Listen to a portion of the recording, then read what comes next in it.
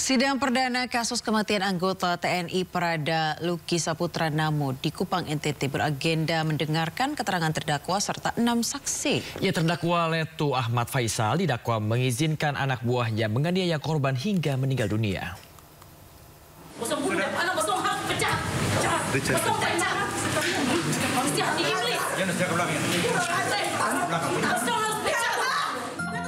Sambil memeluk foto anaknya, Ibu Prada Luki Saputra Namo, Sepriana Paulina Mirpe, sempat histeris karena tak kuasa menahan amarah saat hendak dipanggil masuk ruang sidang untuk mengambil sumpah bersama para saksi lainnya.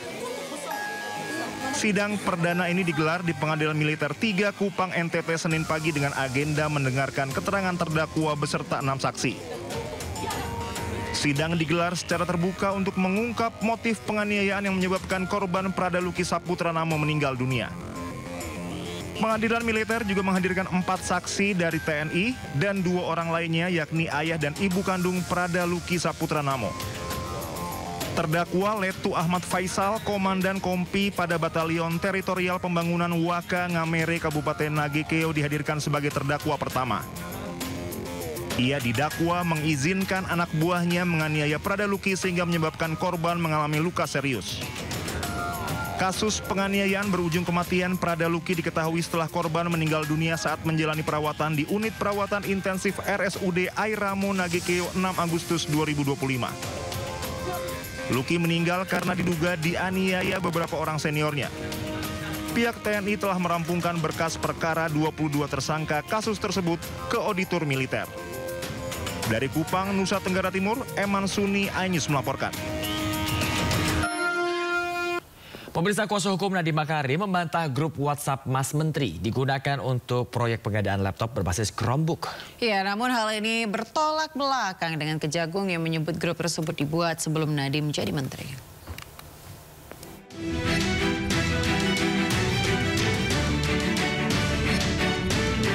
Nadiem Makarim yang kini berstatus tersangka korupsi pengadaan laptop berbasis Chromebook membantah grup WhatsApp Mas Menteri Kortim sengaja dibentuk untuk atur proyek tersebut. Melalui kuasa hukum, Nadiem menjelaskan grup WhatsApp tersebut dibentuk untuk menjalankan program menteri sesuai instruksi Presiden Joko Widodo, bukan untuk memuluskan proyek pengadaan barang. Minta beliau untuk menjadi menteri pada waktu itu. Nah, atas dasar itulah maka Pak Nadiem mengumpulkan ya orang-orang yang expert di bidang itu ya untuk ini sekedar untuk mempersiapkan atau membuat gagasan serta hal yang terkait dengan arahan Pak Jokowi itu ya, terutama dalam konsep Nawacita, kemudian program RPJM 2000. Keterangan pengacara Nadiem ini bertolak belakang dengan temuan Kejaksaan Agung yang sebut grup WhatsApp Mas Menteri Kortim sudah dibentuk sejak tahun 2019 oleh Juristan Nadiem Makarim dan Fiona Handayani untuk membahas rencana program digitalisasi pendidikan. Bahkan sebelum Nadiem resmi diangkat jadi menteri oleh Joko Widodo. KPK kira memulai tahap penyelidikan terkait dugaan tindak pidana korupsi dalam proyek kereta cepat Jakarta-Bandung atau WUSH. Juru bicara KPK Budi Prasetyo, kasus dugaan tindak pidana korupsi dalam proyek kereta cepat Jakarta-Bandung sudah memasuki tahap penyelidikan. KPK mengaku hingga kini belum bisa memberikan rincian walaupun penyelidikan sudah dimulai sejak awal tahun. KPK juga meminta masyarakat yang memiliki informasi atau data terkait WUSH bisa menyampaikan kepada KPK. Isi dugaan korupsi proyek kereta cepat Jakarta-Bandung atau WUSH mencuat setelah mantan Menko Polhukam Mahfud MD mengungkap adanya dugaan penggelembungan anggaran hingga 3 kali lipat. Isu kian memanas saat Menteri Keuangan Purbaya Yudi Sadewa menolak menggunakan APBN untuk menyelesaikan hutang proyek warisan Joko Widodo itu.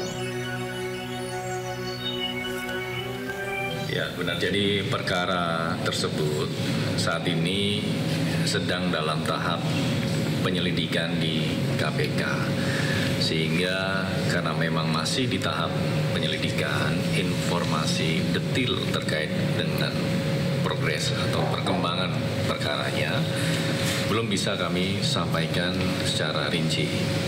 Oleh karena itu, KPK juga terus mengimbau kepada masyarakat siapapun yang memiliki informasi ataupun data yang terkait dengan hal tersebut bisa menyampaikan kepada KPK.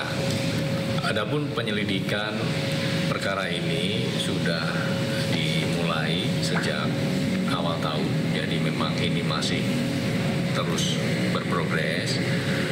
Dalam proses penyelidikan secara umum tentu tim terus melakukan pencarian ya, keterangan-keterangan yang dibutuhkan untuk membantu dalam mengungkap perkara ini. Nah, Presiden ke-7 Joko Widodo angkat bicara soal kereta cepat Wush yang belakangan menjadi sorotan akibat besarnya beban hutang. Jokowi menjelaskan bahwa proyek kereta cepat Jakarta-Bandung dikerjakan karena kemacetan Jakarta yang sudah sangat parah. Jokowi menilai transportasi massal tidak bisa dilihat dari laba, melainkan juga dari manfaat sosial. Jokowi menyebut utang kereta cepat Bandung-Jakarta ini bisa berkurang seiring berjalannya waktu dan peningkatan jumlah penumpang. Kalau penumpangnya sekarang per hari kan kayak bus itu sudah 19.000 dan sudah mencapai penumpang sampai 12 juta penumpang. Itu kalau setiap tahun naik orang berpindah, ya kerugiannya akan semakin mengecil. Ini kan baru tahun pertama. Ya pemirsa, saling lempar kewajiban bayar utang kereta cepat Jakarta-Bandung ini terjadi. Menteri Keuangan tetap enggan bayar utang PT KCIC yang menggunakan APBN.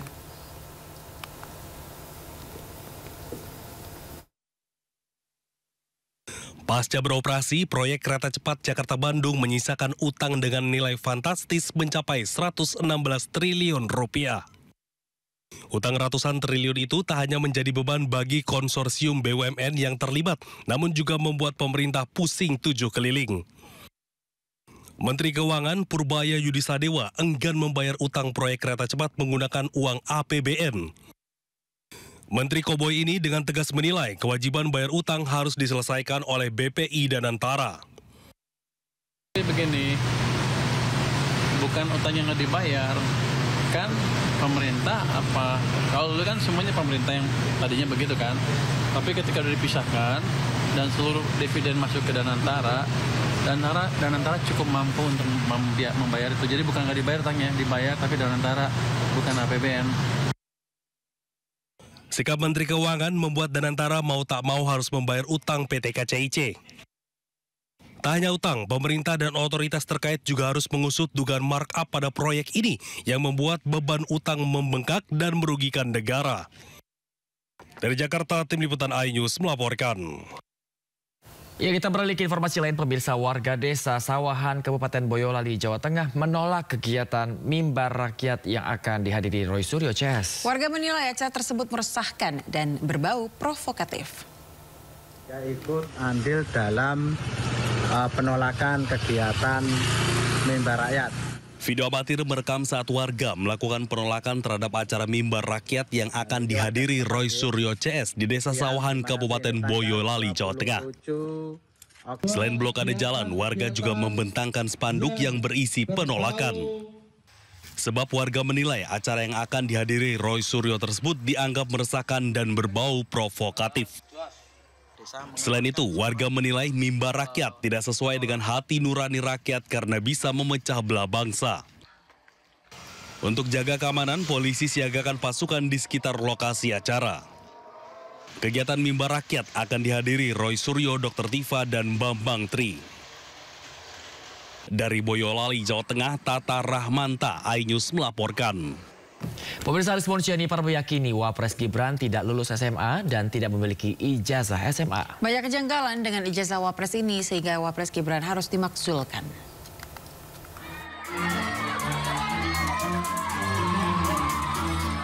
Riwayat pendidikan Wapres Gibran Raka Buming Raka terus diperbincangkan.